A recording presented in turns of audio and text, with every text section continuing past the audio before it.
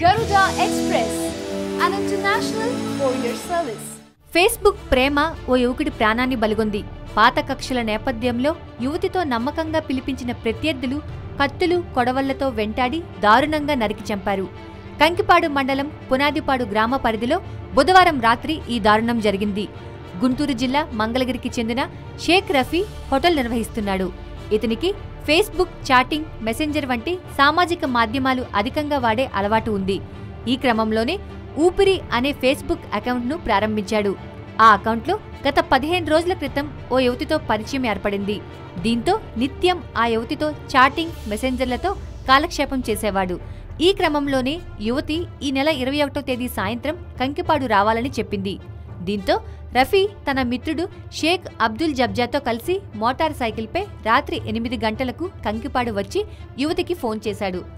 ఆమె తాను పునాదిపాడులోని ఓ corporate college వద్ద ఉన్నానని అక్కడకు రావాలని చెప్పడంతో రఫీ, మున్నాలు కార్పొరేట్ కాలేజ్ వద్దకు చేరుకున్నారు. కాలేజీ క్యాంపస్ వద్ద 2 మహిళలను వివరాలు అడిగి తెలుసుకుంటుండగా ఆటోలో వచ్చిన 5 వ్యక్తులు రఫీ, మున్నాలపై కత్తులు, కొడవళ్లతో దాడికి పాల్పడ్డారు. ఊహించని దాడితో రఫీ, మున్నా చెరోవైపు పరుగులు తీశారు.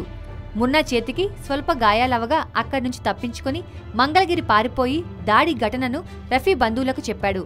ఆగంతకులు రఫీ తల, చేతిపై విచక్షణారహితంగా కత్తులతో దాడి చేసి చంపేశారు. రఫీ అన్న నాగూరు మిత్రుడు కనకారావు బంధువులే రఫీని హతమార్చారని భార్య రజియా, తల్లి ఫాతిమా ఆరోపించారు.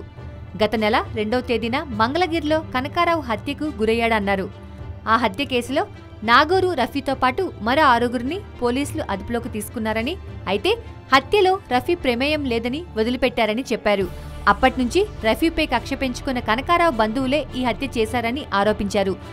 ఘటన జరిగిన సమయంలో రఫీ వెంట ఉన్న జబ్జా పాత్రపై అనుమానాలు వ్యక్తం చేశారు.